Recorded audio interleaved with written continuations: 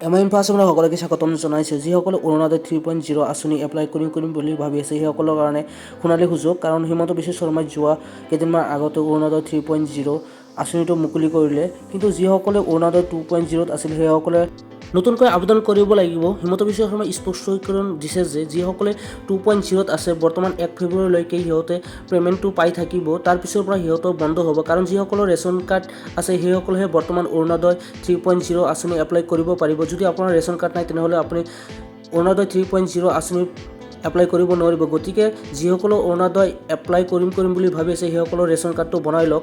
আৰু যিসকলৰ অৰুণোদয় 2.0 আছে সেইসকলে অতি সোনকালে ৰেচন কাৰ্ডটো বনাই লওক, নহ'লে আপুনি 2.0 পৰা বাদ পৰিব। নতুনকৈ আবেদন কৰিব লাগিব 3.0 আঁচনি। হিমন্ত বিশ্ব শৰ্মাই স্পষ্টীকৰণ দিছে যে 1 ফেব্ৰুৱাৰীৰ পিছৰে পৰা সকলো বন্ধ হ'ব। যিসকলৰ ৰেচন কাৰ্ড আছে সেইসকলেহে পাব। কি মন্তব্য আগবঢ়াইছে চাওঁ। যদি মোৰ চেনেলত কোনোবাই নতুন আছে প্লিজ চেনেলটো ছাবস্ক্ৰাইব কৰি কাষত থকা বেল আইকনটো বজাই দিব। আজিৰ ডেটত 27 লাখ ব্যক্তিয়ে অৰুণোদয় আঁচনিৰ সুবিধা লাভ কৰি আহিছে।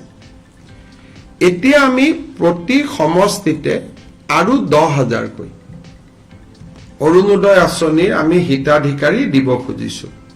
যিধৰণে আমি লোকসভা নিৰ্বাচনত আপোনালোকে জানে যে আমি সমীক্ষা পত্ৰ বিতৰণ কৰিছিলো।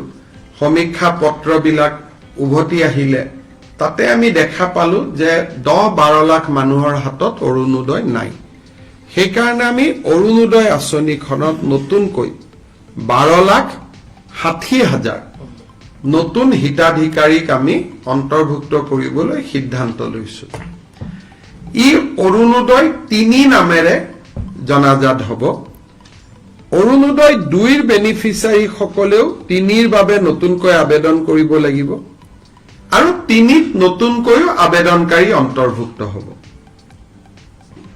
এই অৰুণোদয় 3ৰ প্ৰক্ৰিয়াটো 15 ছেপ্টেম্বৰৰ পৰা আৰম্ভ হ'ব আৰু আমি 1 ফেব্ৰুৱাৰীত নতুন হিতাধিকাৰীসকলক আমি অৰুণোদয় আঁচনি দিয়া আৰম্ভ কৰিম। তেতিয়ালৈকে পুৰণা অৰুণোদয় হিতাধিকাৰীসকলে নিৰন্তৰভাৱে অৰুণোদয় পাই থাকিব। কিন্তু যেতিয়া 1 ফেব্ৰুৱাৰীত আমি নতুন অৰুণোদয় দিব যাম, পুৰণা বেনিফিচিয়াৰী 2-এজন হয়তো তেওঁলোকৰ কোনোবা ঘৰত চাকৰি পালে, কোনোবা ঘৰত গাড়ী কিনিলে, বিভিন্ন কাৰণত তেওঁলোকে নাপাব। কিন্তু এইবাৰ অৰুণোদয় এটা আমাৰ কণ্ডিশ্যন হ'ল যে ৰেচন কাৰ্ড থকা মানুহে অৰুণোদয় পাব। ৰেচন কাৰ্ড নাথাকিলে অৰুণোদয় নাপায়।